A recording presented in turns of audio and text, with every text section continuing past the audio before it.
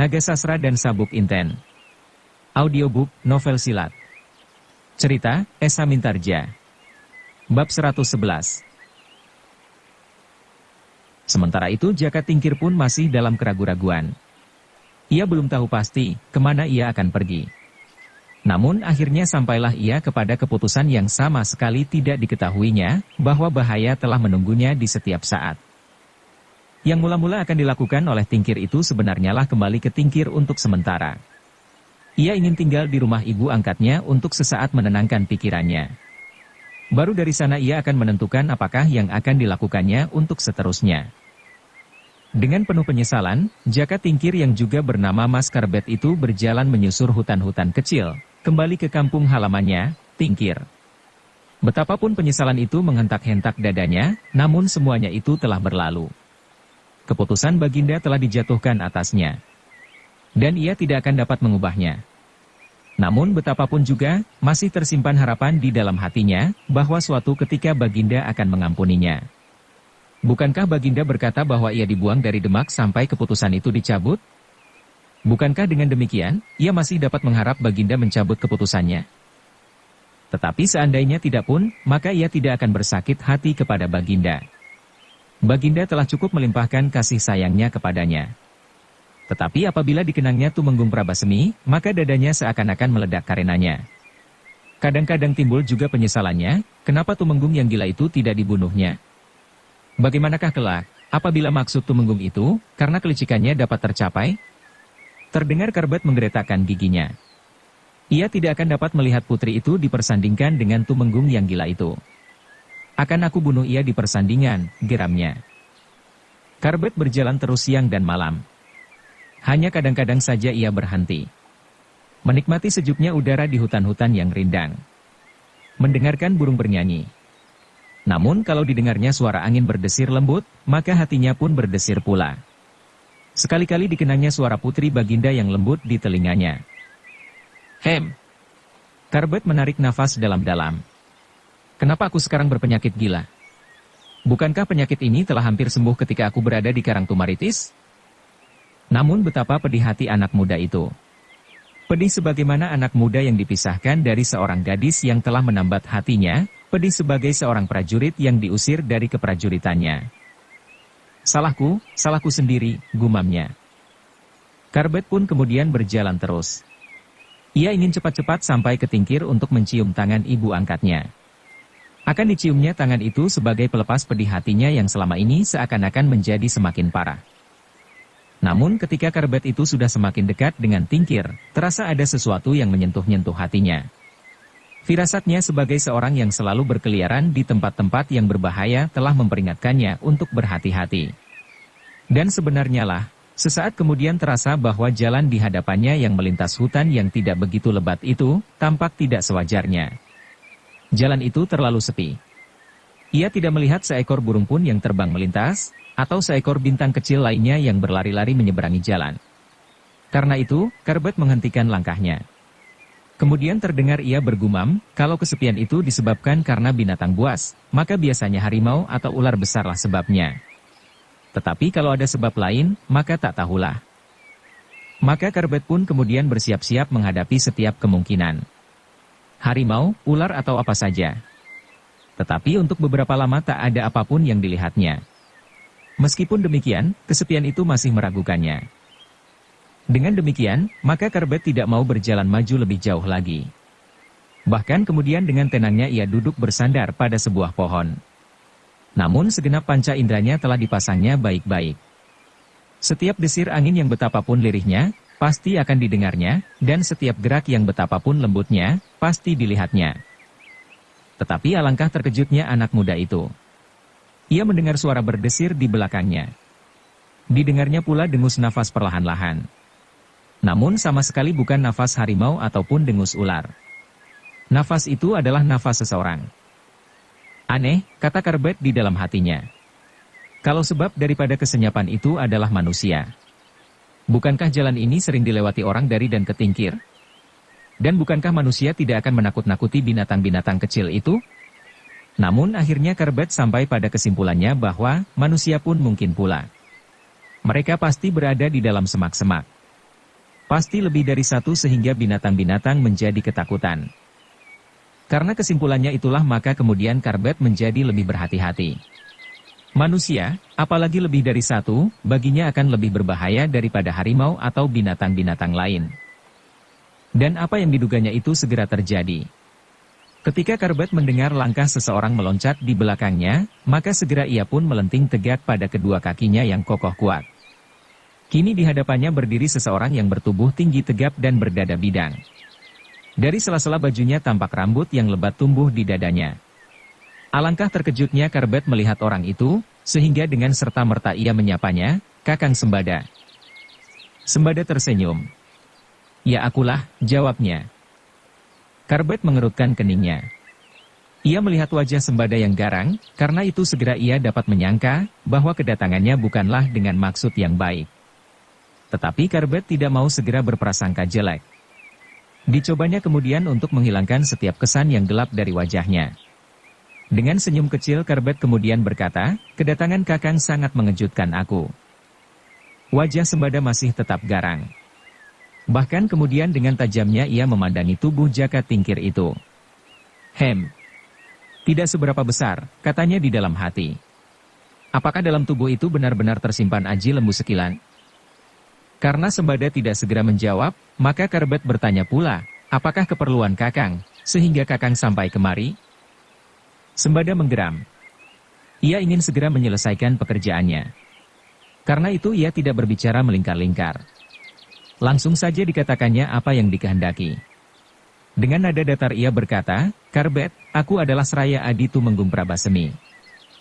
Dada Karbet segera berdesir. Cepat ia dapat menebak. Apakah sebenarnya maksud Sembada itu? Namun ia masih juga bertanya, "Apakah yang harus Kakang lakukan?" Sembada menarik nafas. Kemudian setelah menenangkan getar dadanya ia berkata, "Aku harus membunuh kau."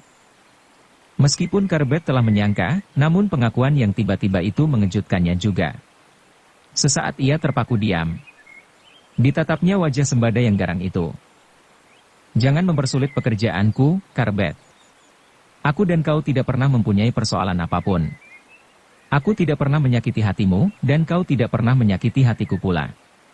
Karena itu, marilah kita saling berbaik hati. Tolonglah pekerjaanku kali ini supaya segera selesai. Nanti aku akan mendapat sebuah kamus bertimang emas tretes berlian," berkata Sembada. Karbet mengangguk-anggukan kepalanya. Kemudian jawabnya dalam nadanya yang husuk, "Baik Kakang. Baiklah aku menolongmu. Tetapi aku harus mendapat separuh dari kamus dan timang itu." Sembada mengerutkan keningnya. Geramnya dan kemudian katanya di dalam hati, "Anak ini benar-benar anak yang luar biasa." Tanggapannya atas bahaya yang dihadapi masih saja seperti menyongsong datangnya kekasih. Namun Sembada tidak mau terpengaruh oleh wibawa Joko Tingkir. Karena itu ia membentak, "Aku tidak sedang berkelakar, Karbet." Justru Karbet yang aneh itu kini tertawa. Katanya, "Kita tidak pernah saling menyakiti hati masing-masing. Jangan membentak-bentak, Kakang. Lebih baik kita bergurau setelah kita lama tidak bertemu." "Diam," bentak Sembada yang sama sekali tidak berhasil menakut-nakuti Karbet.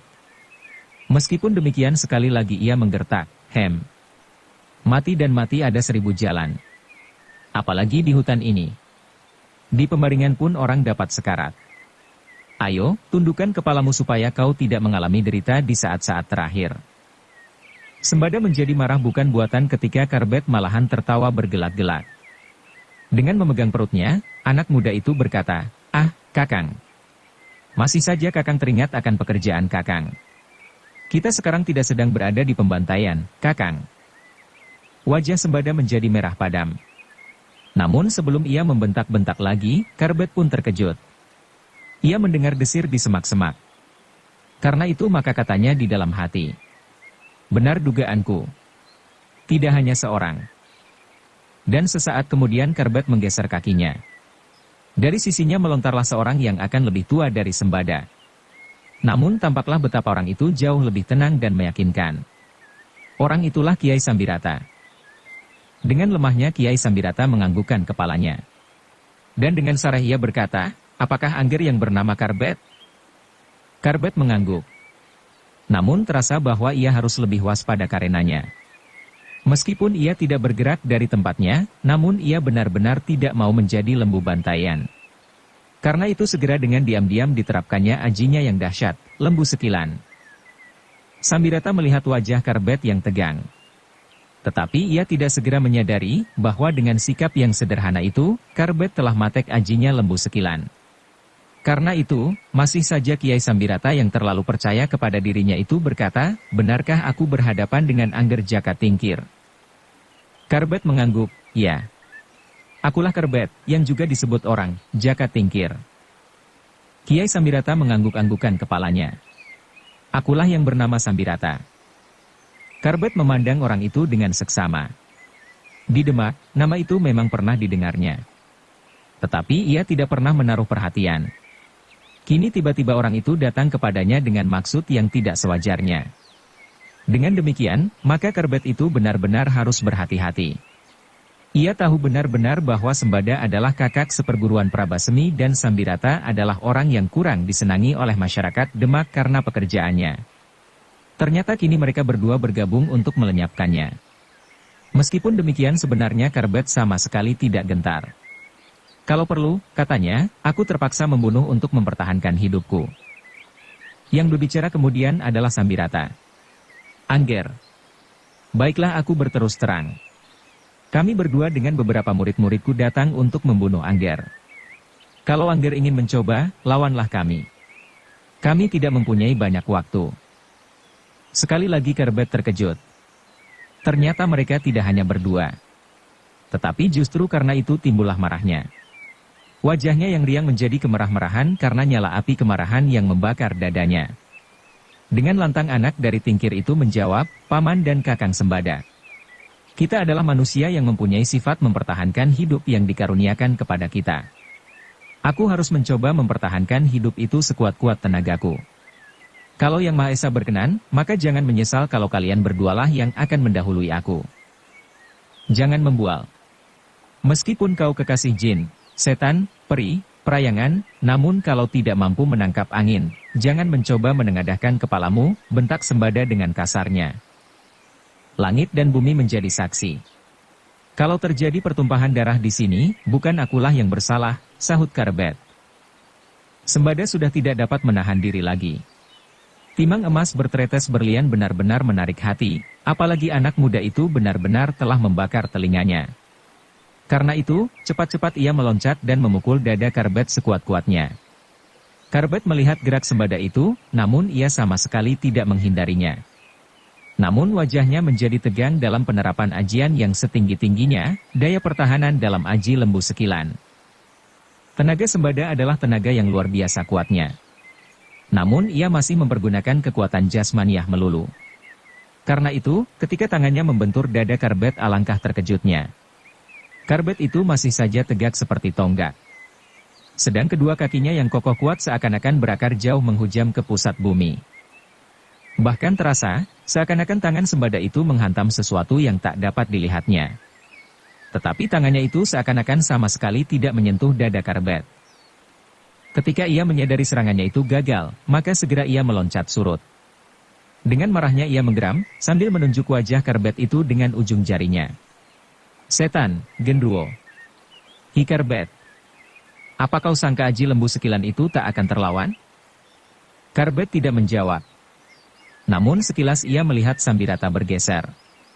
Orang itu menghentakkan kedua tangannya dan dengan satu gerakan yang cepat, tangan itu ditariknya ke samping. Geram Karbet. Aji apalagi yang akan kau pamerkan?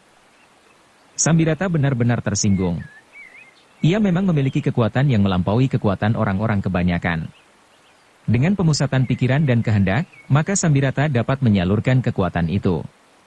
Namun ia sama sekali tak peduli, apakah nama dari kekuatan yang tersimpan dalam dirinya. Dan Sambirata memang tidak berpikir tentang nama itu meskipun dahulu gurunya menyebutnya, Aji Wilet, namun yang dimilikinya telah banyak mengalami perubahan, sehingga ia tidak menyebutnya demikian. Tetapi betapapun juga, ia mampu menerapkan ilmunya yang dahsyat itu. Ketika ia menyadari bahwa lawannya sejak permulaan itu telah mempergunakan aji lembu sekilan, maka Sambirata pun segera mempergunakan ilmunya itu.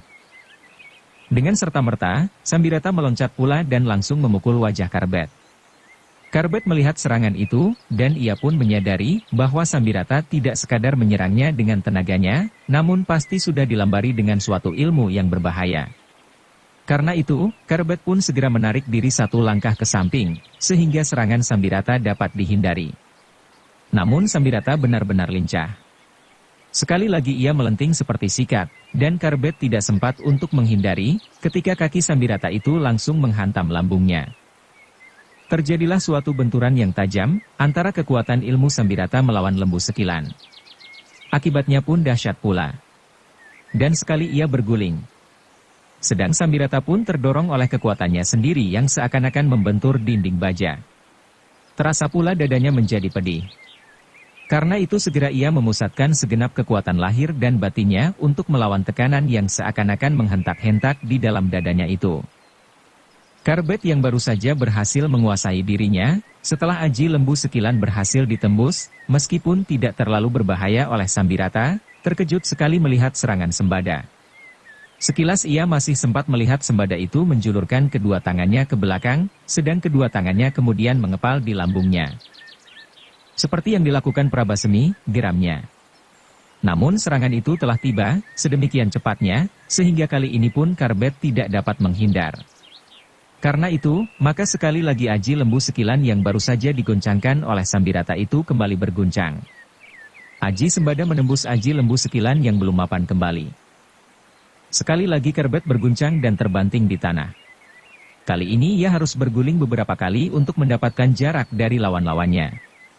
Namun sekali lagi Karbet terkejut. Tiba-tiba saja ia melihat beberapa orang bersama-sama muncul dari dalam belukar di sekitarnya. Mereka berebutan menyerangnya dengan pedang pendek, seperti ingin mencincangnya. Namun Karbet adalah seorang yang aneh, yang memiliki ketangkasan dan keperkasaan yang mengagumkan. Ketika ia melihat serangan itu datang, maka secepatnya ia melanting berdiri, dan dengan sekali loncat, ia telah berhasil menjauhkan dirinya dari orang-orang itu. Tetapi kemudian datanglah serangan Sambirata memotong gerakannya. Karbet menggeram. Betapa ia menjadi marah bukan main. Kini ia tidak boleh ragu-ragu lagi. Kalau ia terpaksa membunuh, maka sekali lagi ia meyakinkan dirinya, bukan salahnya. Dengan demikian, maka kembali Karbet menerapkan aji lembu sekilan dalam puncak kemampuannya. Ia sadar bahwa Sambirata masih akan berhasil menembus ajiannya itu. Namun pasti tidak akan berbahaya. Juga Sembada tidak akan membahayakan jiwanya. Tetapi senjata-senjata tajam itu pun perlu mendapat perhatiannya. Dengan kekuatan yang baik, maka senjata tajam itu pun akan mampu menembus benteng pertahanannya, meskipun tidak akan dapat membunuhnya dengan sekali tusuk. Namun kalau luka itu menjadi bertambah-tambah dan darahnya mengalir terlalu banyak, maka keadaan itu pun pasti akan menimbulkan bahaya. Kini Karbet itu pun sudah siap dengan puncak keterampilannya. Seperti sikatan berloncatan di rerumputan hijau.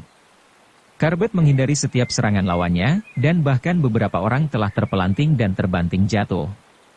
Namun sentuhan-sentuhan Karbet yang harus mempertahankan diri dari setiap serangan itu, maka tekanan-tekanan lawan-lawannya masih saja terasa menjadi semakin berat. Meskipun demikian Karbet sama sekali tidak gentar. Ia melihat bahwa hanya dua orang di antara mereka yang harus mendapat perhatiannya yang khusus. Sambirata dan Sembada dari Kedung Wuni. Demikianlah maka perkelahian itu menjadi semakin lama semakin seru.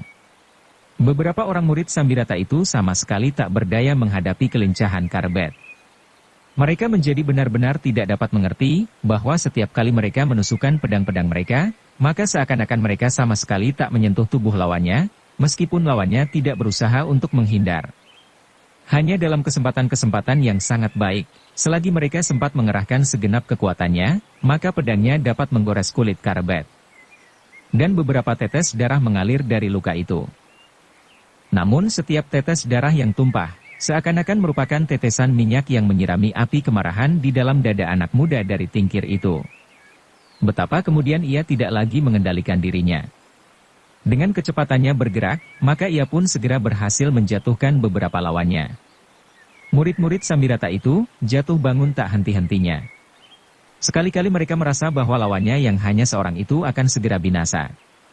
Namun lain kali, seakan-akan terasa gunung runtuh menimpa dadanya. Seperti beribu-ribu kunang terbang di sekitar rongga mata mereka. Dalam kesesakan nafas itu, mereka sekali-kali mendengar kawan-kawannya yang mengadu dan jatuh menimpanya. Apabila seorang di antara mereka mampu merangkak bangun, maka seorang yang lain terbanting jatuh. Sehingga mereka seakan-akan sama sekali tak berarti. Tetapi mereka sedang bertempur di hadapan guru mereka. Betapapun punggung mereka serasa telah patah, tetapi dengan kekuatan-kekuatan mereka yang terakhir, mereka masih juga mencoba bangun. Berdiri dan bergeser setapak demi setapak di sekitar perkelahian itu, untuk sesaat kemudian dada mereka serasa meledak karena sentuhan-sentuhan tangan atau kaki Karbet. Dalam saat-saat berikutnya, meskipun tampaknya beberapa orang masih juga berdiri mengitari tempat perkelahian itu, namun sebenarnya tidak lebih dari Sembada dan Sambirata berdualah yang berkelahi mati-matian. Dengan kekuatan ajian masing-masing, mereka mencoba untuk membunuh anak yang aneh itu. Dalam pada itu, Karbet pun merasakan tekanan-tekanan yang berat dari kedua orang itu. Mereka masing-masing ternyata tidak lebih dari Tumenggung Prabasemi. Namun karena kekuatan mereka bergabung, maka Karbet benar-benar menghadapi pekerjaan yang sangat berat. Aji Lembu Sekilannya terasa sesekali terguncang. Dan sekali-kali terasa bahwa dalam kesempatan-kesempatan itu, kekuatan-kekuatan ajian lawannya berganti-ganti dapat menembusnya meskipun tidak terlalu dalam. Namun apabila hal itu berlangsung lama, maka ada kemungkinan pertahanannya menjadi semakin lemah. Meskipun orang-orang lain, kecuali kedua orang itu hampir tak berarti bagi Karbet, namun mereka telah memecahkan beberapa pemusatan perhatiannya. Sehingga sesaat kemudian dengan penuh kemarahan, maka orang-orang itu satu demi satu dilumpuhkannya. Dan kini yang terakhir adalah Sembada dan Sambirata. Keduanya tampaknya masih cukup segar untuk melawannya. Meskipun kedua orang itu pun sebenarnya menjadi gelisah pula menghadapi Aji Lembu Sekilan. Kini Karbet benar-benar dapat memusatkan segenap perhatiannya. Sekali-kali ia berpaling kepada orang-orang yang bergelimpangan di sana-sini. Ada di antara mereka yang masih mencoba bangkit, namun ternyata tenaga mereka seakan-akan telah terhisap habis, sehingga kembali mereka tak berdaya jatuh di tanah. Sambirata yang melihat muridnya tak berdaya itu mengumpat tak habis-habisnya, katanya, tikus-tikus malang. Ternyata kalian sama sekali tak dapat dibanggakan sebagai seorang murid Sambirata. Murid-murid itu pun mengeluh di dalam hati. Tetapi mereka bergumam pula di dalam hati. Jangankan aku, sedang guru sendiri pun tidak juga segera dapat menguasai lawan yang hanya seorang itu. Karbet kemudian sama sekali tak memperhatikan lagi mereka yang telah terkapar di tanah. Yang dihadapinya kini adalah Sembada dan Sambirata. Kedua orang ini benar-benar berhasrat akan membunuhnya. Sesaat kemudian pertempuran pun berkobar pula dengan sengitnya. Sembada dan Sambirata berjuang dengan sepenuh tenaga. Meskipun mereka bukan datang dari perguruan yang sama, namun mereka segera dapat menyesuaikan diri mereka. Berganti-ganti mereka menyerang dengan kedahsyatan ajian masing-masing. Seperti sepasang burung alap-alap yang menyambar-nyambar mangsanya. Tetapi Karbet benar-benar memiliki kelincahan yang tak mereka sangka-sangka, di samping perisainya yang luar biasa Aji Lembu Sekilan. Betapa dahsyatnya serangan-serangan Sembada dan Sambirata, namun Mas Karbet itu masih saja mampu mempertahankan dirinya. Meskipun demikian, sekali-kali pertahanannya terguncang pula oleh kekuatan-kekuatan aji lawannya. Sehingga sekali-kali Mas Karbet mampu pula didorongnya jatuh. Namun demikian ia jatuh segera ia melanting berdiri, siap melawan dengan lambaran ilmunya, Lembu Sekilan.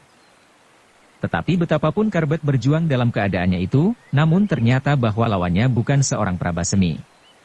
Tetapi kini lawannya yang berjumlah dua orang itu, ternyata berhasil menggabungkan kekuatan mereka dengan baiknya. Sehingga sekali-kali mereka berdua berhasil bersama-sama menghantamkan kekuatan ajinya atas tubuh Mas Karbet yang masih muda itu.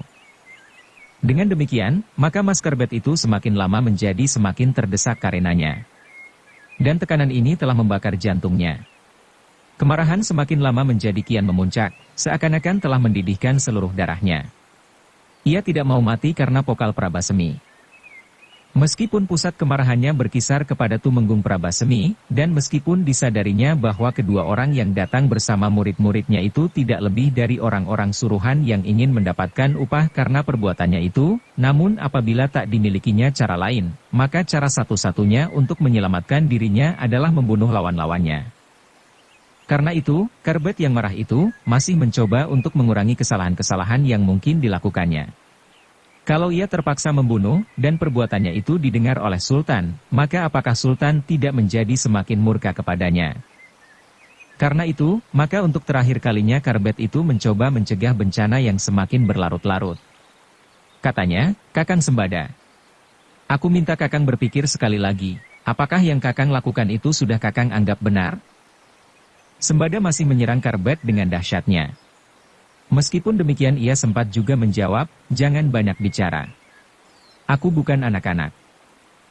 Dengan tangkasnya Karbet menghindari serangan yang ganas itu. Namun tiba-tiba Sambirata memotong geraknya sambil berputar setengah lingkaran. Tangan Sambirata yang terjulur itu tidak mengenai sasarannya, tetapi cepat ia meloncat sekali lagi.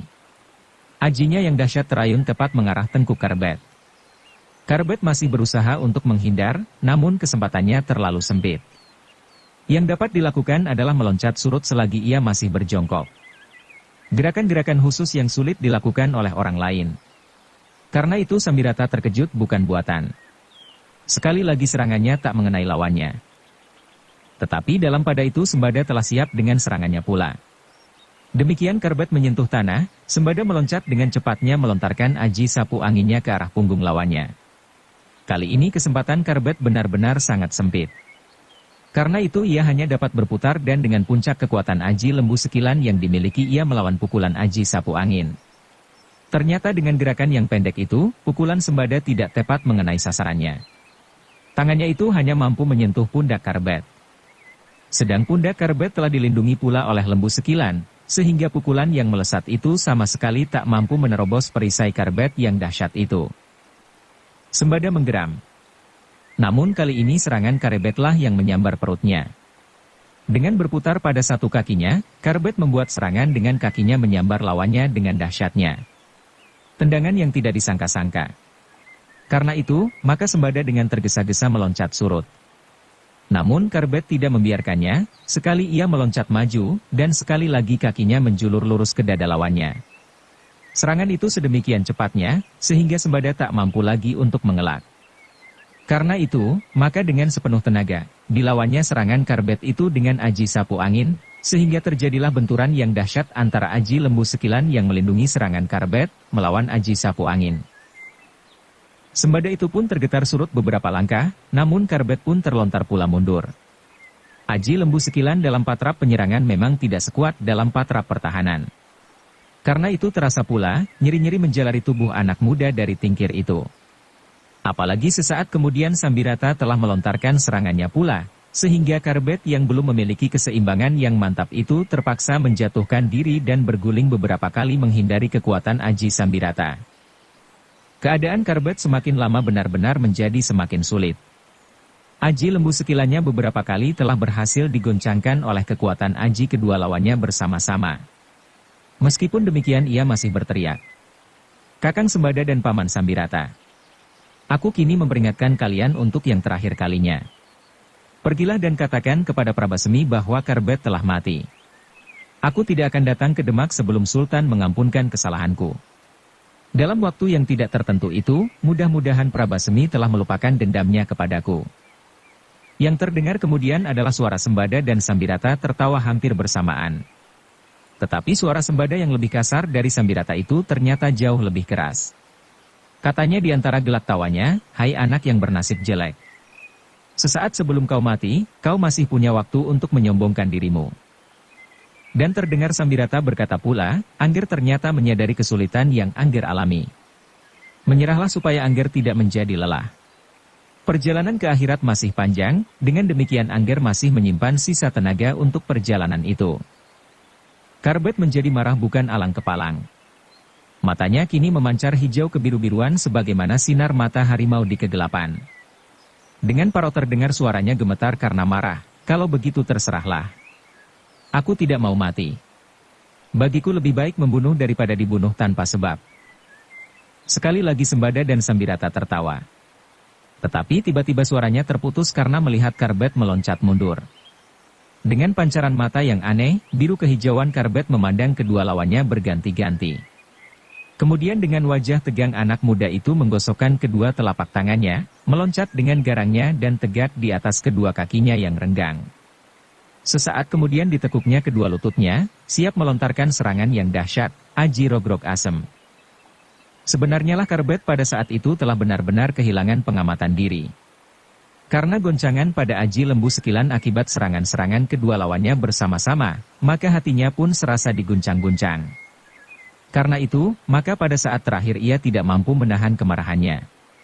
Sehingga bulatlah tekadnya untuk membunuh saja kedua lawannya dengan Aji Rogrog Asem. Sembada dan Sambirata yang melihat sikap Karbet segera menyadari keadaan mereka. Selagi Karbet belum menggunakan aji lain daripada Lembu Sekilan, mereka telah menemui banyak kesulitan untuk menyelesaikan pekerjaan mereka. Apalagi kalau anak muda itu kemudian mempergunakan kekuatan terakhirnya. Karena itu, tanpa saling berjanji mereka meloncat saling mendekat, dan tanpa berjanji mereka menyiapkan kekuatan aji mereka bersama-sama untuk melawan aji yang akan dilontarkan oleh Karbet itu. Tetapi tiba-tiba terjadilah suatu hal yang sama sekali tidak mereka sangka-sangka. Tidak oleh Karbet, maupun Sembada dan Sambirata. Ketika mereka telah hampir sampai pada puncak ketegangan karena pengerahan aji masing-masing, maka tiba-tiba mereka dikejutkan oleh suara. Suara itu tidak demikian kerasnya, namun benar-benar langsung mempengaruhi isi dada mereka. Belum lagi mereka menyadari keadaan mereka masing-masing, tiba-tiba dari balik gerumbulan yang lebat sebuah bayangan meloncat dekat di antara mereka dan dengan sengaja seakan-akan melerai pertempuran. Yang menjadi sangat terkejut di antara mereka adalah Karbet. Sesaat ia terpaku di tempatnya. Namun kemudian bahkan ia memperkuat getaran yang bergerak di dalam tubuhnya. Kembali ia memusatkan segenap kekuatan lahir batin untuk mengeterapkan Aji Rogrog Asem. Bahkan kemudian terdengar ia menggeram pandangan matanya erat melekat pada orang yang baru datang itu. Orang itu masih berdiri diam. Tertawanya menjadi lirih. Dan sesaat kemudian terdengar ia berkata, "Sudahlah Karbet. Lepaskan dulu pemusatan tenaga itu." Tetapi Karbet masih tetap dalam sikapnya. Setiap saat ia dapat meloncat sambil melepaskan Aji Rogrog Asem. Ia tidak mau menjadi korban dari persoalan yang berbelit-belit itu. Karena itu kembali ia menggeram dan berkata, "Pasingsingan, apakah kau menjadi Seraya Tumenggung?" Orang yang datang itu terkejut. Namun kembali ia tertawa lirih, sambil memandangi jubahnya ia berkata, "Ya, aku memang mirip dengan Pasingsingan. Aku juga mempunyai ciri-ciri yang serupa." Mendengar jawaban itu Karbet menjadi bimbang sesaat. Namun ia tidak mau terpengaruh karenanya. Dengan demikian ia masih tetap dalam sikapnya. Sedang dua orang yang lain, terkejut pula mendengar Karbet menyebut orang itu Pasingsingan. Nama itu juga pernah mereka dengar, namun seperti sebuah dongengan yang tak mereka pahami. Tetapi yang mereka dengar pun mengatakan bahwa Pasingsingan memang mengenakan jubah berwarna abu-abu dan menggunakan topeng. Kini orang yang berdiri di hadapan mereka mengenakan jubah serta topeng untuk menutupi wajahnya. Sesaat kemudian kembali terdengar orang itu berkata, "Karbet, jangan segera berprasangka. Aku datang untuk melerai perkelahian yang tak ada gunanya ini." Karbet memandang orang ini dengan seksama.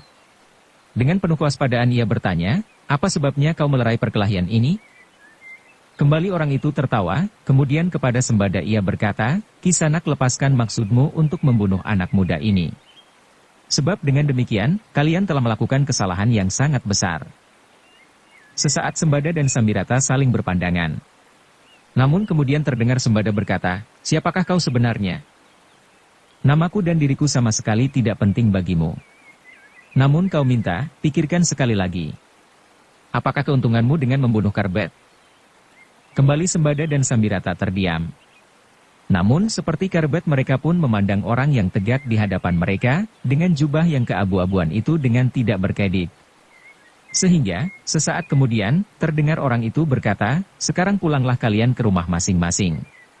Karbet ke Tingkir, dan kalian berdua serta kawan-kawan kalian kembali ke Demak." Sembada mengerutkan keningnya. Sekilas terbayang sebuah timang emas bertetes berlian. Kalau ia pulang sebelum berhasil membunuh Karbet, maka timang itu akan lepas dari tangannya. Dan yang dilakukannya bersusah payah ini, tak akan ada artinya sama sekali. Berlari menerobos hutan dan ladang untuk segera dapat mendahului perjalanan Karbet. Tiba-tiba ketika mereka sudah hampir pada saat yang menentukan, seseorang minta kepada mereka untuk pulang saja dengan tangan hampa. Tetapi betapapun juga kehadiran orang itu benar-benar mempengaruhi perasaannya. Meskipun demikian, Sembada berkata pula, aku telah menempuh suatu perjalanan yang jauh. Telah kulakukan pula berbagai usaha untuk menyelesaikan pekerjaanku. Kini sesaat sebelum pekerjaanku selesai kau datang mengganggu kami. Jangan marah Kisanak, sahut orang bertopeng itu. Aku hanya mencegah, janganlah terjadi permusuhan di antara sesama. Sambirata mengerutkan keningnya. Tiba-tiba ia pun berkata, apakah hubunganmu dengan Karbet itu? Orang itu menggeleng, tidak ada, katanya. Oleh jawaban itu, maka Sambirata berkata pula, katamu demikian, biarlah kami menyelesaikan urusan kami masing-masing. Sebaiknya kau jangan mencampuri urusan orang lain yang tak kau ketahui ujung pangkalnya. Orang bertopeng itu mengangguk-anggukan kepalanya. Kemudian terdengarlah suaranya parau dari belakang topengnya. Kenapa kalian berdua berusaha membunuh Karbet? Sambirata diam sejenak, kemudian jawabnya, itu adalah urusan kami. Kembali orang bertopeng itu mengangguk-anggukan kepalanya. Kemudian gumamnya, aku yakin bahwa kalian mempunyai cukup alasan untuk melakukannya. Kalau tidak, maka perbuatan itu pasti tidak akan kalian lakukan. Tetapi apakah alasan itu dapat dimengerti oleh orang lain? Itulah yang kadang-kadang menjadi persoalan. Sembada yang keras hati itu menggeram. Katanya, kalau kau sudah tahu alasan kami, apakah kau tidak akan mengganggu kami? Tergantung pada alasan itu, sahut orang berjubah itu. Kalau aku cukup mengerti, maka aku tidak akan mengganggu kalian. Jangan terlalu sombong, bentak Sembada yang kasar itu. Apakah dengan demikian kami akan terpengaruh karenanya? Apakah apabila kau mencoba mengganggu sekalipun, maka kami tidak akan menyelesaikan pekerjaan kami? Orang berjubah itu mengangguk-anggukan kepalanya. Jawabnya, Kisanak benar. Meskipun aku mencoba mengganggu sekalipun, namun aku tidak akan dapat berbuat banyak. Tetapi bukankah setidak-tidaknya dengan demikian aku akan memperlambat pekerjaan kalian? Bagus. Bagus, teriak Sembada yang tidak sabar. Kami adalah keluarga Dadungawuk. Anak muda yang terbunuh oleh Karbet itu? Bukan main terkejut hati Karbet. Ia sama sekali tidak mengenal nama Dadungawuk. Dan ia sama sekali tidak melakukan pembunuhan. Karena itu maka segera ia memotong. Bohong. Aku tidak pernah mengenal seseorang yang bernama Dadungawuk. Aku sudah menyangka bahwa kau akan ingkar, sahut Sembada. Watakmu yang licik dan sifat-sifatmu yang sombong itu adalah gabungan dari wujud seorang pengecut yang sebenarnya. Jangan membual, teriak Karbet yang menjadi semakin marah. Katakan yang sebenarnya. Bukankah kau seraya Tumenggung Prabasemi? Sambirata tertawa. Katanya, sudah aku katakan. Tak ada gunanya untuk mempersoalkan, apakah sebabnya kami akan membunuh anak muda yang malang itu. Mau tidak mau, salah atau benar. Keputusan kami, akan kami lakukan. Kata-kata itu benar-benar membakar hati Karbet. Dengan serta-merta ia berteriak. Minggirlah. Kalau kau bukan pasingsingan, aku tidak tahu bagaimana aku akan menyebutmu. Tetapi jangan mengganggu perkelahian ini. Aku pun sudah memutuskan pula untuk mengakhiri perkelahian yang memuakkan ini. Kata-kata itu benar-benar berkesan di hati Sembada dan Sambirata. Mau tidak mau mereka pun harus berpikir tentang kata-kata itu. Meskipun demikian, mereka telah terlanjur terlibat dalam persoalan itu. Dengan demikian maka mereka tidak akan dapat berhenti di tengah jalan, meskipun lawan mereka benar-benar mempunyai kekuatan yang tak mereka sangka-sangka. Tetapi orang berjubah itu masih berdiri saja di tempatnya. Bahkan ia masih berkata, jangan berusaha saling membunuh. Apakah tidak ada cara-cara lain yang lebih baik daripada saling membunuh? Tidak ada, sahut Sembada. Kecuali kalau Karbet mau membunuh dirinya. Ucapan itu seolah-olah sebuah bara api yang menyentuh telinga Mas Karbet. Karena itu, hampir saja ia meloncat, menyerang Sembada, namun tiba-tiba dengan penuh perbawa orang berjubah itu berkata, Karbet, jangan lakukan. Seharusnya kau mempunyai pertimbangan-pertimbangan yang masak sebelum kau berbuat sesuatu. Karbet tertegun mendengar peringatan itu. Namun kemarahannya yang telah membakar seluruh isi dadanya itu, alangkah sukarnya untuk dikendalikan. Tetapi dalam pada itu orang berjubah itu berkata seterusnya. Karbet, kau sekarang adalah orang buangan. Aku mendengar hal itu sebelum kau bertengkar dengan Tumenggung Prabasemi. Karena itu keadaanmu sama sekali tidak menguntungkan setiap perbuatanmu. Kalau sampai terjadi kau membunuh seseorang, dan berita itu terdengar oleh Sultan, maka hukumanmu akan menjadi berlipat ganda, sebab Sultan akan menjadi semakin murka kepadamu. Pada saat kau bertempur melawan Prabasemi pun, hampir-hampir aku mencegahmu. Namun ketika aku tahu bahwa kau sadari keadaanmu, maka niatku itu pun aku urungkan. Karbet terkejut mendengar kata-kata itu.